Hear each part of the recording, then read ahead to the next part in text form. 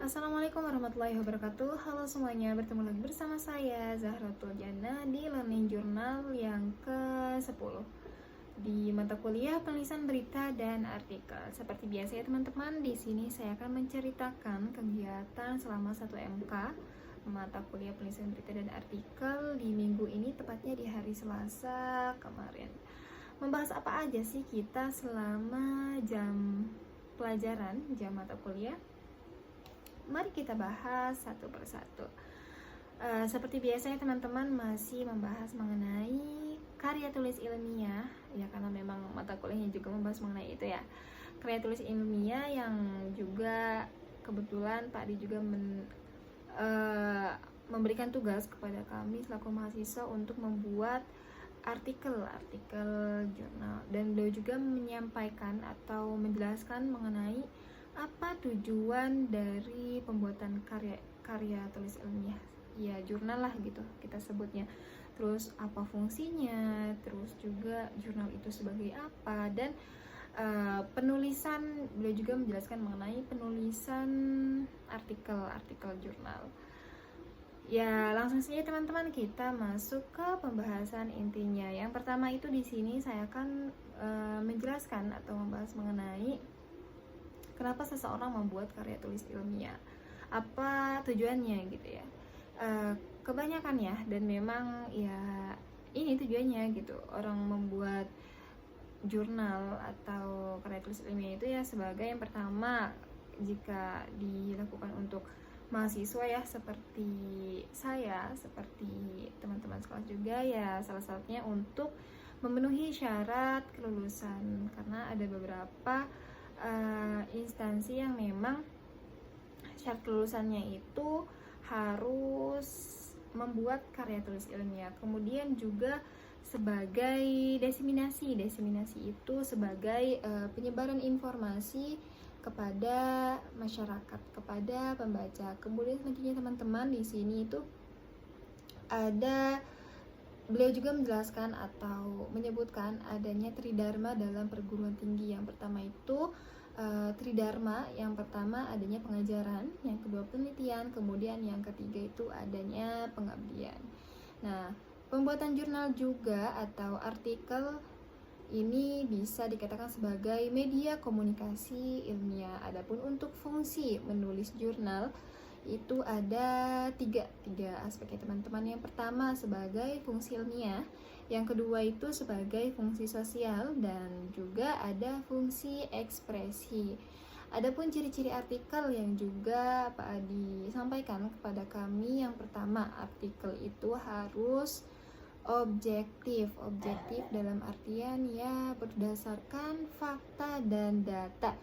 Tidak boleh dibuat mengada-ada atau melebih-lebihkan sesuatu peristiwa yang terjadi A kita tulis B, nggak boleh teman-teman. Jadi harus objektif.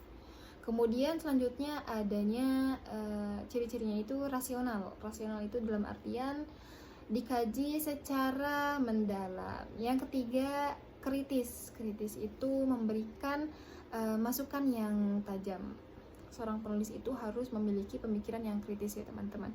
Kemudian yang terakhir, yang keempat ini adanya pembaharu itu maksudnya ya kita menulis sesuatu yang belum ada gitu. Kalau misalkan sesuatu yang udah ada, udah pernah ditulis sama orang lain gitu ya, ngapain kita nulis lagi, kurang lebih seperti itulah gitu yang Pak dijelaskan kepada kami. Maksudnya itu sesuatu yang lebih unik lah gitu, yang jarang ditemui pada saat sekarang ini gitu.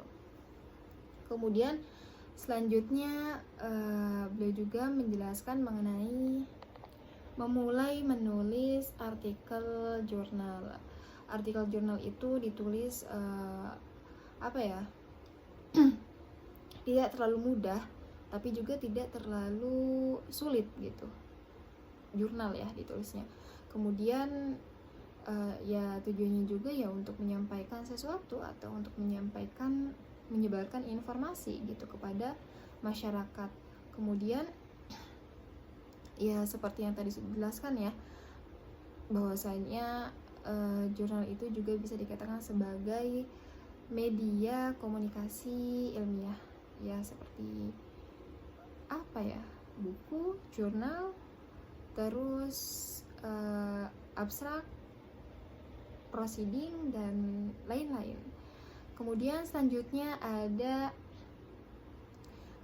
proses penulisan artikel. Yang pertama adanya pra penulisan, kemudian ada proses yang kedua itu penulisan, yang ketiga ada pasca penulisan. Mari kita jelaskan satu-satu. Sebenarnya ya saya juga nggak menjelaskan secara detail ya. Singkat saja.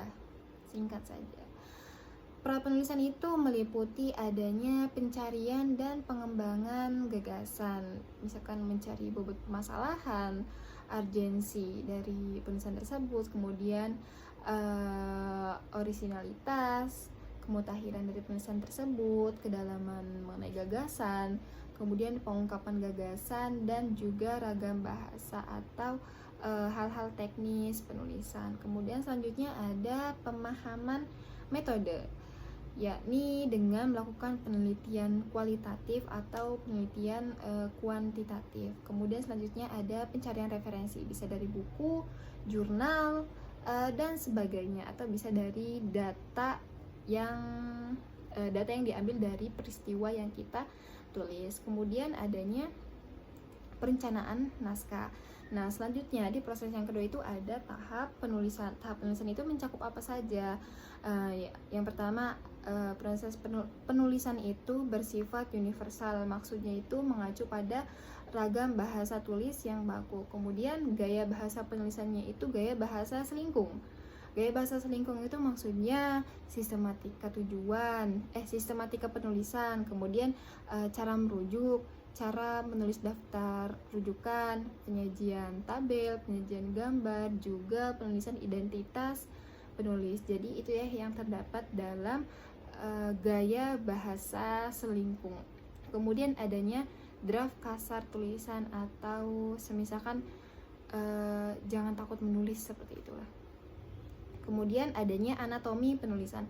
Anatomi penulisan itu mencakup judul, nama penulis, abstrak, kata kunci, pendahuluan, landasan teori, landasan teoritis atau empiris, metode, hasil dan pembahasan, simpulan dan saran, dan selanjutnya ada daftar pustaka. Ya, susunan membuat jurnal pada umumnya ya, seperti itu. Itu yang dinamakan dengan anatomi penulisan.